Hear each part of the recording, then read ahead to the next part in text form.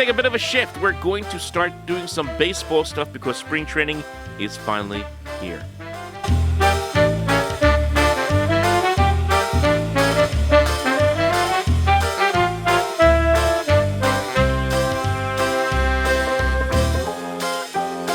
Hope springs eternal, unless you're, of course, you're the New York Mets. Look, when you have a really talented player who's really good, who's entering his final year of club control, who happens to be represented by Scott Boras, these things generally end up into free agency. Listen, we want to keep him. I mean, he's an important part of our team today and hopefully in the future.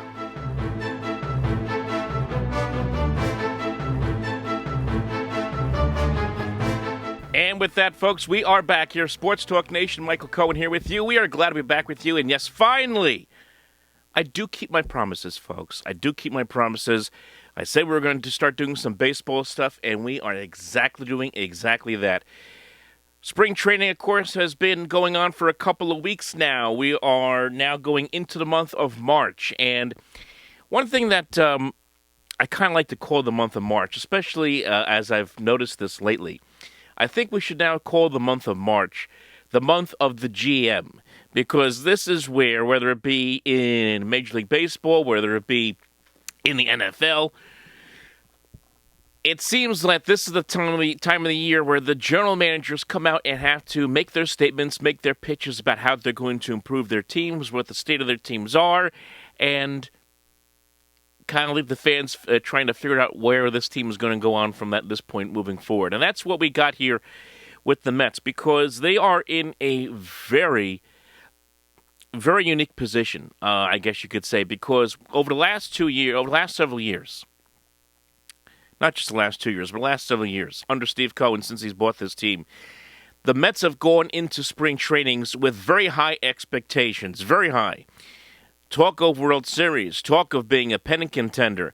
2 years ago, they won 101 games and should have won that division. Of course, they fell apart towards the end of the season in 2022. We all know about that. And then last year, even off of that disappointing finish, the expectations were high, but then it all came apart very, very quickly. The injuries, the fact that they had a couple of old senior pitchers there, in Justin Verlander and Max Scherzer, who either A, couldn't stay healthy, or B, just weren't enough for the way things were going, and the Mets decided at that point, mid-season, to hit the reset button, and that's where we are right now. The Mets have fully hit that reset button. They are going for, I guess you could call a competitive rebuild. They want to say, and they've been saying, whether it be general manager, or should I say president of baseball operations, David Stearns, and of course, owner Steve Cohen, and even the manager, Carlos Mendoza, all been saying the same thing, that they want to be competitive, they want to see what they can do, see what these pieces, what they have on this team, but you get the sense this team is not going to go out there and compete at the level that they were trying to 2 years ago, where they were trying to go for a World Series. Not right now. That's not the focus of this 2024 New York Mets team. And really at the center of all of this, of course, is Pete Alonso. Alonso right now is in the walk year of his contract. He now has hired Scott Boras as his agent, which you know what that means. This thing is going to go on into next offseason.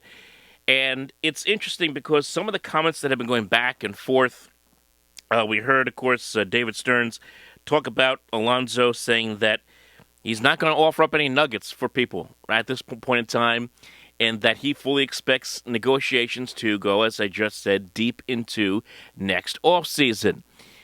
Even Steve Cohen going out there saying that he wants Alonso back, hopes that he hits, well, I'll play it for you right here. Take a listen. Well, listen, I hope he hits 55 home runs and makes it so difficult on me, in free agency. So, I would call that a great outcome. There you go. Hopes that he hits 55 home runs, has one of the best years of his entire career, and makes it really hard for him to pay him a lot of money. I mean, I don't know if Met fans want to hear that, but you get the point. You get the sense the Mets really want to try to bring Pete Alonso back, but they're not going to go out of their way and spend boatloads of money right now. They want to see how this thing plays out in 2024 and see how the market plays out and where this team is as far as the development of some of the other players on this team. So that's why they're in a really odd position. Even Alonso has kind of pled the fifth in his press conference at the start of spring training about wanting to talk about it, saying he's just trying to do what's best for he and his family. So where are we right now with this thing? That's my question. And can the Mets really afford to lose a Pete Alonso? What would happen here? That's really what I've been thinking about, because this is going to be the story of the entire 2024 season.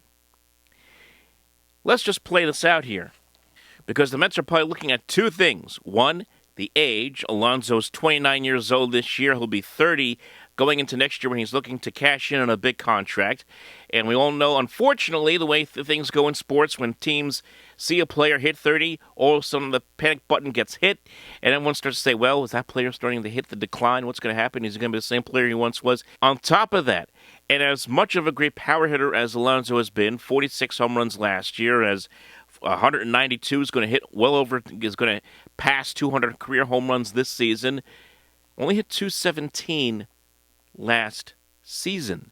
Can he get back to being the consistent hitter that he was in previous years? 2022 hit 271. In 2021 hit 262. Can he get back to being that 265, 270, 275 even type of hitter? I think that's what the Mets are kind of wanting to wait and see, especially with Stearns. Where is Pete Alonso going to be at the end of this year? What kind of year is he going to have?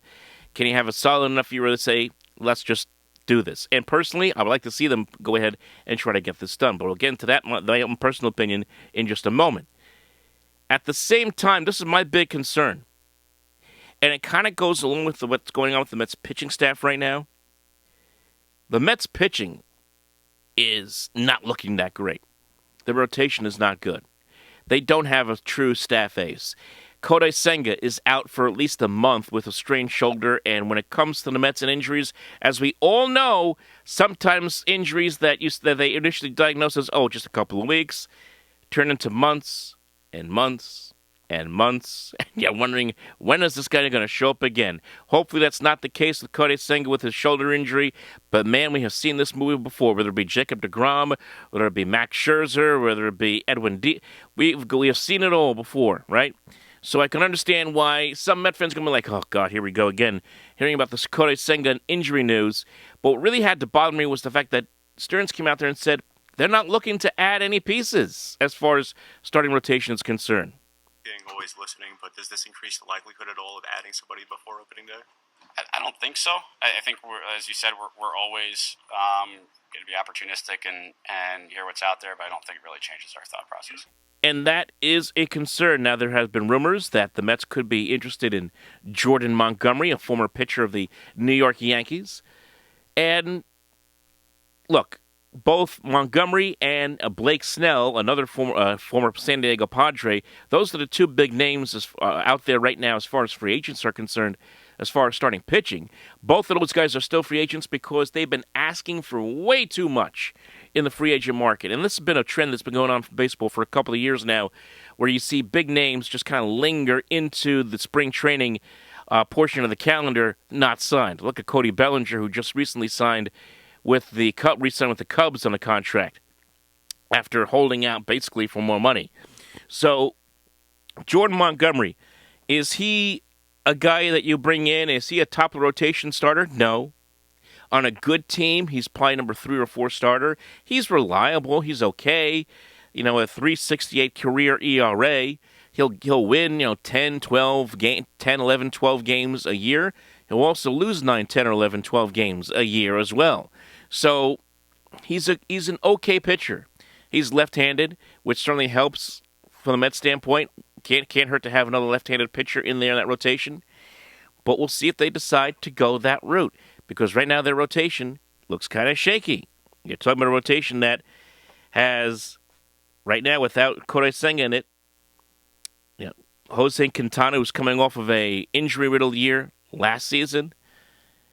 Sean Manaea, who has been an inconsistent pitcher throughout his career with Oakland.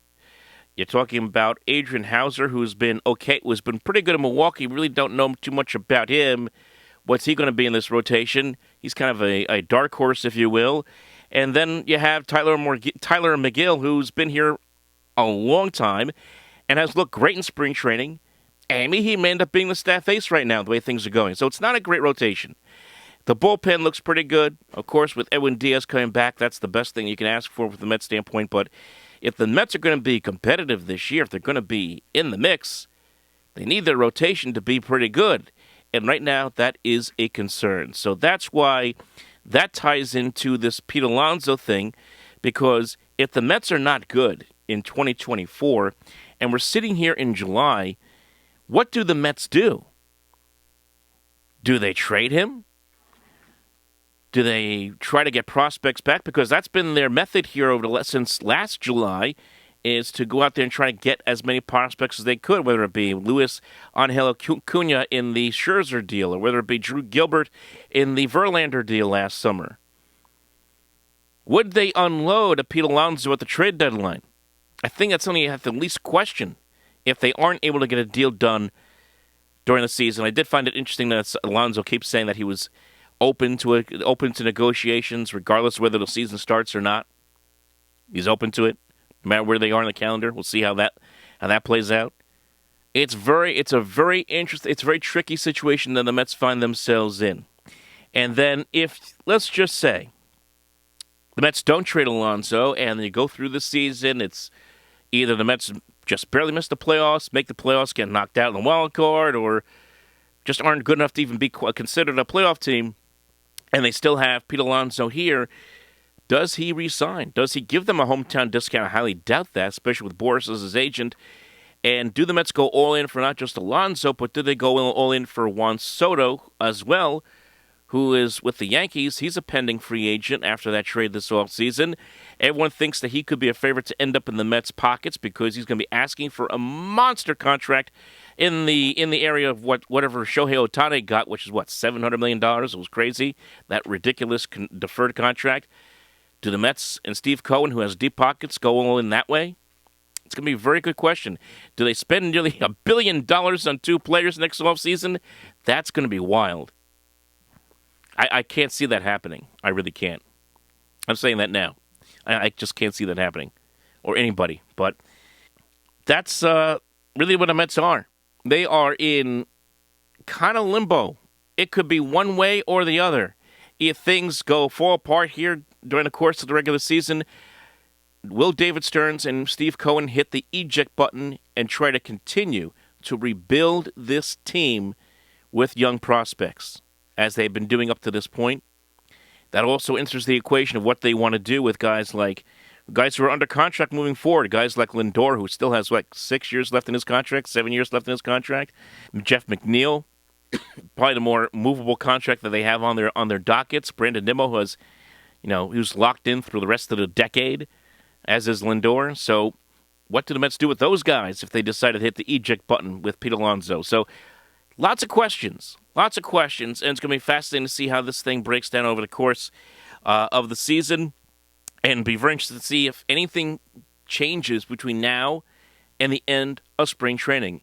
If you're the Mets, I think the best thing you can do, the best message you can send to your fan base and to your players, especially your players, try to get Pete Alonso signed to a contract and make that happen as soon as possible, because, yes, you could be Steve Cohen, say, I hope he hits 55 home runs and makes it impossible. Let's try not to get down that road of making it impossible, because that would be a problem.